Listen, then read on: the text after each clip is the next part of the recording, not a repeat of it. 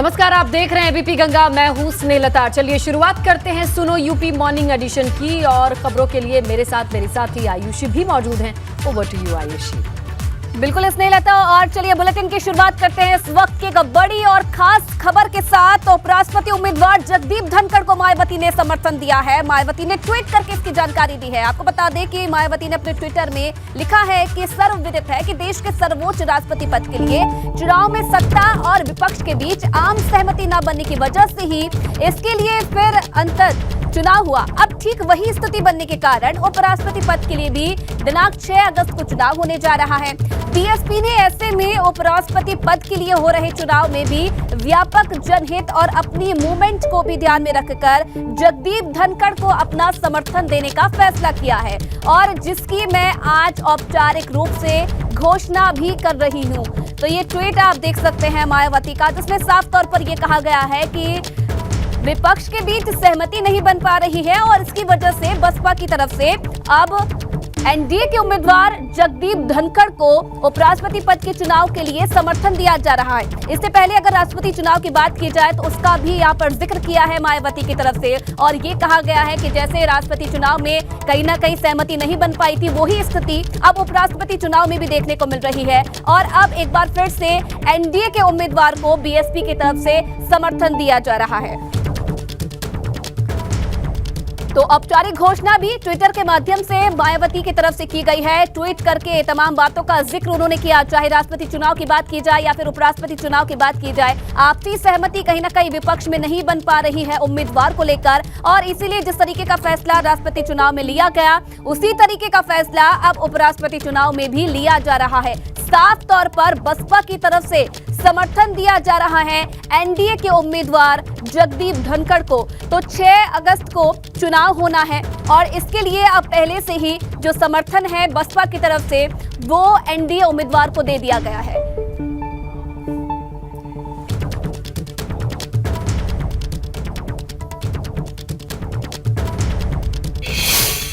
तो चलिए सीधा रुख करते हैं हमारे सहयोगी शैलेश अरोड़ा का। शैलेश, ये समझना जरूरी है कि इससे पहले द्रौपदी मुर्मू के लिए तो उन्होंने कहा था कि एक आदिवासी महिला है।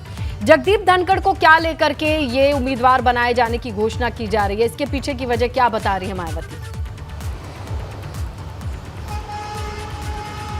देखिए, इसके पीछे अगर हम बात करें तो देखिए, जो मायावती ने अपना ट्वीट किया है बसपा सुप्रीमो ने, उसमें तो ये लिखा है कि सत्ता और विपक्ष के बीच में आपसी सहमति ना होने के चलते, और जो तर्क दिया है वो ये दिया है कि जो बसपा का मिशन है, जो मूवमेंट है, उसी को ध्यान में रखते हुए जगदीप धनखड़ को वो अपना समर्थन दे रही हैं। लेकिन साफ जाहिर है कि जगदीप धनखड़ को समर्थन देना यानी एनडीए के साथ जाना, और इससे पहले राष्ट्रपति चुनाव में भी बसपा का जो स्टैंड था वो एनडीए के साथ जाने का था, और एक बार अब उपराष्ट्रपति चुनाव में भी बसपा ने अपना स्टैंड क्लियर कर दिया है, मायावती ने अपना स्टैंड क्लियर कर दिया है और एनडीए उम्मीदवार को समर्थन का ऐलान कर दिया है। लेकिन इसके साथ में देखिए, कहीं ना कहीं लगातार अगर आप देखें, जो विपक्षी खेमे के बाकी दल है वो लगातार जिस तरह से आरोप लगाते हैं कि बसपा जो है वो भाजपा के साथ है, जब चुनाव आते हैं तो वो कहते हैं उनकी बी टीम है। तो इस तरह के आरोप देखिए विपक्ष की तरफ से लगातार लगाए जाते हैं, और बसपा ने जबकि ये स्टैंड लिया है, जबकि उन्होंने उपराष्ट्रपति को अपना समर्थन दिया है, तो उस पर भी विपक्ष इस तरह की बात कर सकता है। हालांकि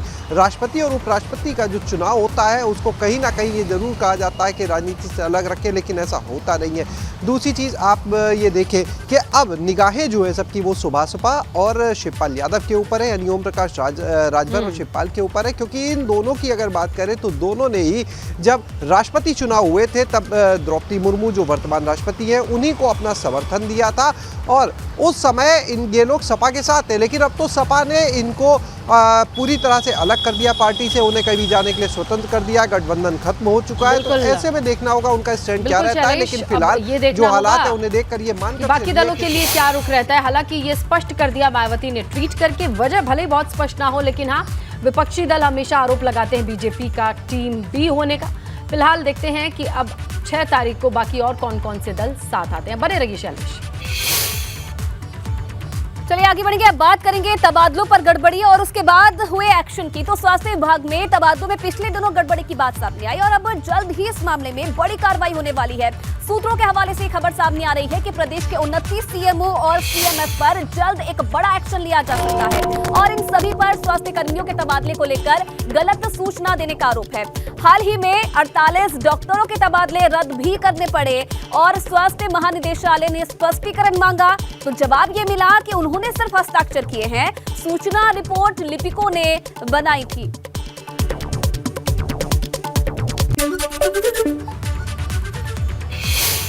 तो देखिए, स्वास्थ्य विभाग में तबादलों पर टेंशन तो जारी है। क्या कुछ इस दौरान हुआ, आने वाले समय में क्या कुछ होने वाला है और किन किन अधिकारियों पर गाज गिर सकती है, ये आपको ग्राफिक्स के जरिए समझाते हैं। कई सीएमओ और सीएमएस पर एक्शन हो सकता है। प्रदेश के 29 बड़े अधिकारियों की लिस्ट तैयार हो गई है। सूत्रों से ये भी खबर सामने आ रही है और अधिकारियों ने तबादले को लेकर गलत सूचना दी थी, जिसके बाद अब ये कार्रवाई की तैयारी की जा रही है। इधर जांच कमेटी की पड़ताल में एक चौंकाने वाला सच भी मिला है। जिले स्तर से भेजी गई सूचनाएं गलत निकली थी और हाल ही में 48 डॉक्टर्स के तबादले रद्द हुए थे और अब आने वाले समय में और भी बड़े अधिकारियों पर गाज गिर सकती है। कई बड़े अधिकारियों की लिस्ट तैयार है, सूत्रों से खबर मिल रही है।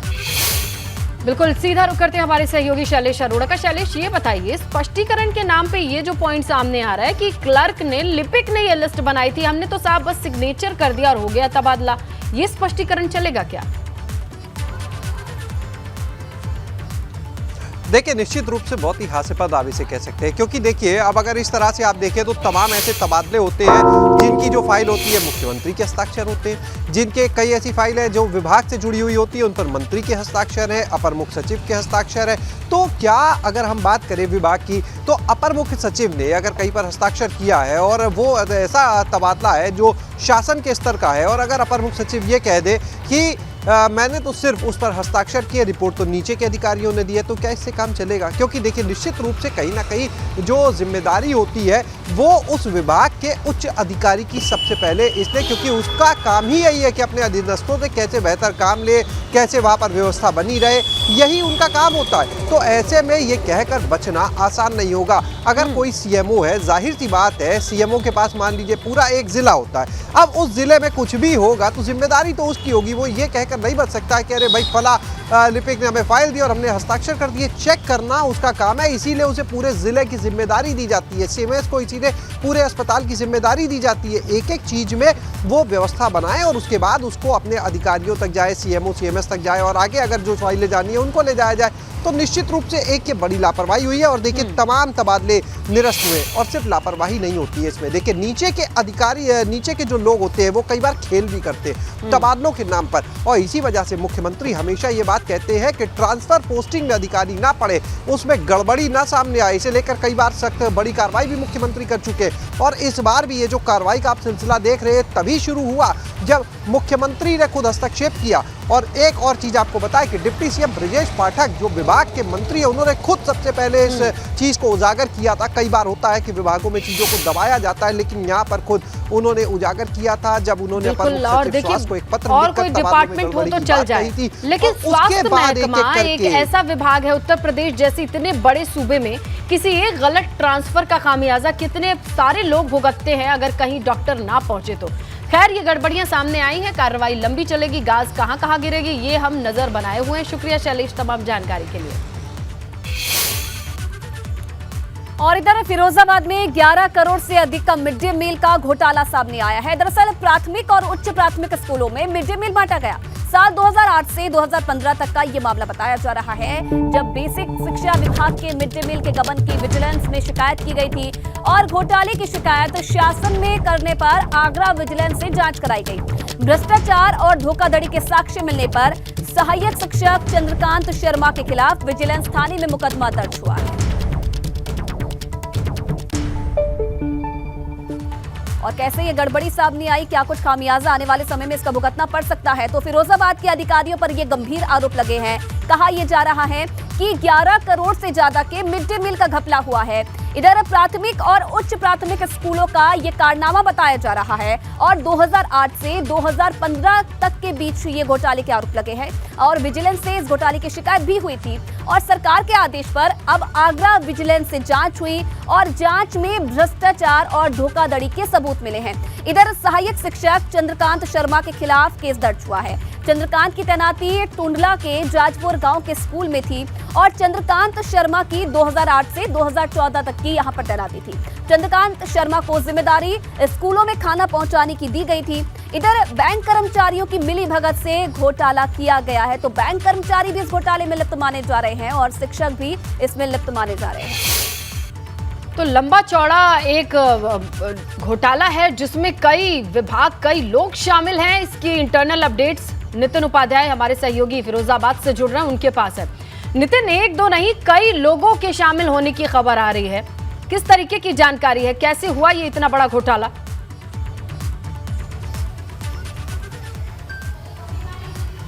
देखिए, आगरा विजिलेंस की तरफ से एक एफआईआर दर्ज कराई गई है जिसमें मुख्य आरोपी चंद्रकांत शर्मा को बनाया गया है और चंद्रकांत शर्मा प्राइमरी स्कूल जाजपुर के प्रिंसिपल हैं। हमारे साथ हैं, उनसे बात करेंगे कि उन पर गंभीर आरोप हैं। इसके साथ ही ये बात देखने को मिली है कि 7 बड़ी संस्थाओं को, जिसमें पीएनबी बैंक शिकोहाबाद से लेकर Awas Vikas Parishad, Torrent Power Limited, mid day meal coordinator और तमाम अन्य जो कहा जाए इंस्टीट्यूशंस के ऊपर मुकदमा दर्ज किया गया और आरोप लगा है कि साल 2007 से लेकर 2014 तक 11 करोड़ 46 लाख रुपए का मिड डे मील के नाम पर गबन किया गया है। साथ ही अपने परिवारीजनों को मृत दर्शाकर उसमें पहले परिवारीजनों को शामिल किया गया, बाद में उनको मृत दर्शाया गया। इसके साथ ही ये भी आरोप लगा है कि अपनी प्रॉपर्टी को के नाम पर ऋण लिया, उससे कर्जा लिया और बाद में उससे पैसा लिया गया और उसको मार्केट में इन्वेस्ट किया गया। तमाम जो गंभीर आरोप हैं वो चंद्रकांत शर्मा पर हैं, जो प्रिंसिपल हैं प्राइमरी स्कूल जाजपुर के। उनसे बात करते हैं। आप पर बहुत सीरियस एलिगेशन है और एक बहुत ही गंभीर धाराओं में भ्रष्टाचार निवारण अधिनियम और अन्य धाराओं में सेक्शंस में आप पर मुकदमा दर्ज हुआ है, आप कुछ कहना चाहेंगे? मेरे ऊपर विभाग द्वारा पहले भी भ्रष्टाचार का मुकदमा लिखवाया है, नितांत झूठा, उसमें मैं बरी हुआ। ये आपको जेल जाना 78 दिन जेल गया, उसके बाद में निर्दोष साबित हुआ जब मुकदमा ट्रायल पे गया। ये जो 11 करोड़ रुपए का घोटाला विजिलेंस बता रही है, पहले तो 11 करोड़ रुपए किसी संस्था को दिए ही नहीं गए। तो आपने मिड डे मील के नाम पर एक आपने सोसाइटी डिप्टी रजिस्ट्रार फर्म से सोसाइटी के यहाँ आपने आवेदन किया, सारस्वत आवासीय शिक्षा सेवा समिति, साल 2007 में, और उसके बाद आप पर यह आरोप लगा है कि मिड डे मील के नाम पर जो धन आवंटित हुआ उसको आपने उसका गबन किया। चंद्रकांत शर्मा न तो संस्था का सदस्य है, न चंद्रकांत शर्मा के खाते में कोई पैसा आया। रही बात संस्था की, एक स्वयंसेवी संस्था जिसमें मेरे परिवार के लोग सम्मिलित थे, 8 प्रदेशों के विभिन्न जातियों के लोग सम्मिलित थे। उस पर यहाँ मिड डे मील का कॉन्टैक्ट मिला। मिड डे मील जब बना, जिलाधिकारी महोदय, मुख्य विकास अधिकारी महोदय, एडीएम साहब और एसडीएम साहब प्रतिदिन जो मिड डे मील बैन होती थी, पहले डबरई आती थी, ये लोग मिड डे मील चेक करते थे। उसके बाद मिड डे मील स्कूलों में जाता था और मिड डे मील जब स्कूलों में जाता था उसके बाद प्रधानाध्यापक छात्र संख्या प्रमाणित करके विभाग को देते थे। उस प्रमाणित छात्र संख्या के आधार पर जिला बेसिक शिक्षा अधिकारी पत्रावली प्रस्तुत करते थे मुख्य विकास अधिकारी महोदय और जिलाधिकारी महोदय के सामने। उस में ये भी लिखा है कि आपने अपना ही नाम दूसरे नाम से उसमें आप सोसाइटी में एक मेंबर बने, अपने नाम बदल दिया, सुशील शर्मा शायद। मेरा नाम सुशील शर्मा नहीं है, मेरा नाम चंद्रकांत शर्मा ही है और मैं सोसाइटी में कोई मेंबर नहीं हूँ। मेरे ऊपर एलिगेशन लगाया कि मैंने सुनील शर्मा के नाम से 20 खाते खुलवा रखे। मैं कहता हूँ वादी महोदय और आईओ से कि अगर एक भी खाता और एक भी अभिलेख सुनील शर्मा के नाम से मेरे ऊपर निकाल दिया जाए कि मैंने किसी बैंक में, आगरा में या और कहीं प्रदेश के या हिंदुस्तान की किसी भी बैंक में मैंने सुनील शर्मा के नाम से खाता खुलवाया है, नाम बदल सकता हूँ, फोटो तो नहीं बदल सकता, तो स्थिति स्पष्ट हो जाएगी जांच में कि मैंने खाता खुलवाया है कि नहीं। आरोप लगाना बहुत ही सरल तरीका है। कोई आरोप लगाया कि ये विजिलेंस तक ये मामला पहुंचा, ये कंप्लेनेंट कौन है? 2008 में फिरोजाबाद के बहुजन समाजवादी पार्टी के तत्कालीन विधायक जी और उनके नसीरुद्दीन साहब, उनके लेटर पैड पे एक जफर आलम साहब थे और उनकी भी एक चिराग नाम से सोसाइटी, क्योंकि देखिए मामला बच्चों के मिड डे मील से जुड़ा हुआ है और क्या सिर्फ एक शख्स ही जिम्मेदार हो सकता है अगर कोई गड़बड़ी होती है? क्या सिर्फ एक शख्स या एक विभाग की जिम्मेदारी होती है? और अगर ऐसा नहीं है तो कौन कौन इसमें शामिल है और जांच कितनी निष्पक्ष होती है? तमाम चीजें टिकी हुई हैं। आप नजर बना करके रखिएगा नितिन, शुक्रिया। और चलिए बात करेंगे सुपर ब्लास्ट के काउंटडाउन की। तो देखिए, नोएडा के सुपर टेक टाउन की गिराने की कवायद अब तेज हो गई है। आज टावर के ध्वस्तीकरण के लिए विस्फोटक लगाए जाएंगे। मंगलवार को नोएडा पुलिस की तरफ से एनओसी नहीं मिलने के कारण विस्फोटक नहीं लगाया गया था। अब एनओसी मिल गई है, जिसके बाद ट्विन टावर के ऊपरी हिस्से से विस्फोटक लगाने का काम शुरू किया जाएगा। सूत्रों के मुताबिक तो रोजाना 200 किलो विस्फोटक ट्विन टावर में लाया जाएगा और 32 मंजिला टावर में 10,000 छेद किए गए हैं, जिनमें इन विस्फोटकों को भरा जाएगा। इससे पहले ट्विन टावर को जियो फाइबर क्लॉथ से ढक दिया गया है ताकि ब्लास्ट का मलबा अगल बगल की सोसाइटी में ना जाए। एक्सक्लूसिव तस्वीरें भी आपको लगातार एबीपी गंगा दिखाता आ रहा है कि किस तरीके से प्रशासन की तरफ से इस ट्विन टावर को गिराने की तैयारी की गई है। और आप देखिए जियो फाइबर क्लॉथ भी इस पर लगाया गया है ताकि, क्योंकि ये सबसे ज्यादा चिंता की बात यह है कि आसपास जब ये ट्विन टावर को गिराया जाए तो आसपास जितनी भी सोसाइटी हैं उनमें किसी प्रकार का खतरा ना हो, जो लोग हैं वहां के उनको किसी तरह की जो नुकसान है वो ना झेलना पड़े, कोई मुसीबत ना है। इसके लिए भी प्रशासन लगातार जो है कई एक्शन ले रहा है। और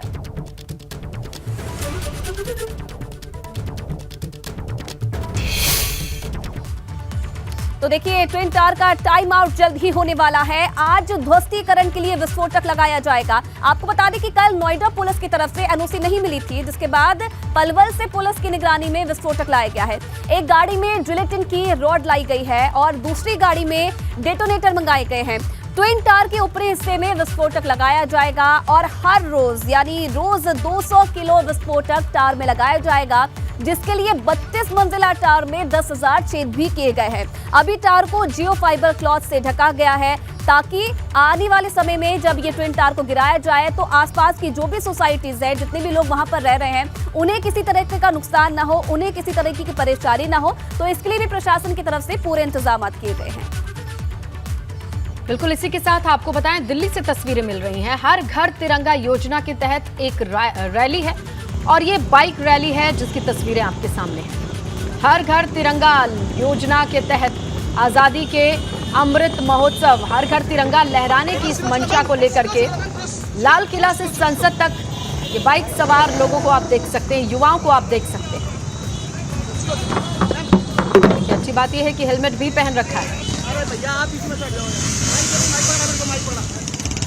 हर घर तिरंगा लहराना है और इसी मकसद के साथ देखिए ये तस्वीरें सामने आ रही हैं। तमाम लोगों को बाइक पर आप सवार देख सकते हैं। आज़ादी के अमृत महोत्सव के लिए दिल्ली के लाल किला से संसद तक की ये रैली है और इस सफर में कौन कौन शामिल है, ये तमाम युवाओं की तस्वीरें आप देख रहे हैं। दिल्ली से आ रही हैं इस वक्त, जहां बाइक पर हाथों में तिरंगा लिए और स्कूटी पर महिलाएं दिखाई दे रही हैं। पहले और सब लोग अपने कर्तव्य बोध को ध्यान में लेते हुए हर घर तिरंगा फहराने का, भारत के भविष्य को लहराने का काम करें। देखिए ये महिला कह रही हैं कि हर घर तिरंगा फहराना है। मीनाक्षी लेखी को सुना आपने किस तरीके से वो इस बाइक रैली में लीड कर रही हैं। मीनाक्षी लेखी के साथ उनके पीछे तमाम युवाओं का हुजूम जो बाइक पर सवार है, हाथों में तिरंगा थामे देखा जा सकता है। तो दिल्ली से ये तस्वीरें सामने आ रही थी। आप देख सकते हैं किस तरीके से तमाम युवा मीनाक्षी लेखी के पीछे इस वक्त स्कूटी और बाइक पर सवार, हाथों में तिरंगा लिए लाल किला से संसद तक का ये सफर तय कर रहे हैं। हर घर तिरंगा लहराना है, फहराना है, इसे लेकर के एक इनिशिएटिव लिया है मंत्री और सांसद मीनाक्षी लेखी ने। और उनके पीछे पीछे देखिए कितने युवा दिखाई दे रहे हैं इस वक्त। हर घर तिरंगा फहराने की कवायद, जहां खुद मंत्री घर से बाहर निकलती हैं, स्कूटी पर सवार हैं, हेलमेट पहना, हाथ में तिरंगा लेकर के। मीनाक्षी लेखी ने ये बात कही कि वो चाहती हैं कि तमाम देशवासी एक तिरंगा जरूर फहराएं। आज़ादी के अमृत महोत्सव को और ख़ास बनाने के लिए हर एक घर तिरंगा में सराबोर नजर आए। इसी संदेश को देने के लिए ये बाइक रैली मीनाक्षी लेखी के साथ उन्हें फॉलो करते हुए तमाम युवा दिखाई दे रहे हैं हाथों में तिरंगा लिए। और दिल्ली में ये बताया जा रहा है कि सांसदों की ये रैली है। मीनाक्षी लेखी को हमने देखा जो मंत्री भी हैं और उन्होंने ये बात कही, उन्होंने अपना संदेश भी दिया कि हर घर में तिरंगा फहराना है और इसी लक्ष्य को पाने के लिए एक बड़ा संदेश देने की कोशिश, दिल्ली वालों को संदेश देने की कोशिश उनकी तरफ से भी किया गया है। देखिए किस तरीके से वो स्कूटी के पीछे बैठ करके हाथ में तिरंगा ले करके इस रैली की अगुवाई कर रही हैं मंत्री मीनाक्षी लेखी। और आप देख सकते हैं आप उनके पीछे किस तरीके से तमाम युवा नजर आ रहे हैं।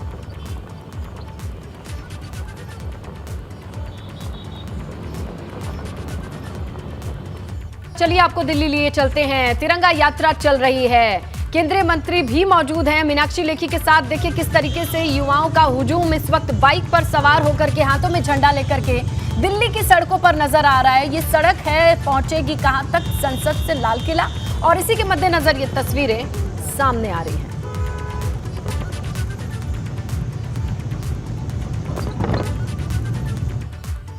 इसी के साथ सुनो यूपी में फिलहाल इतना ही।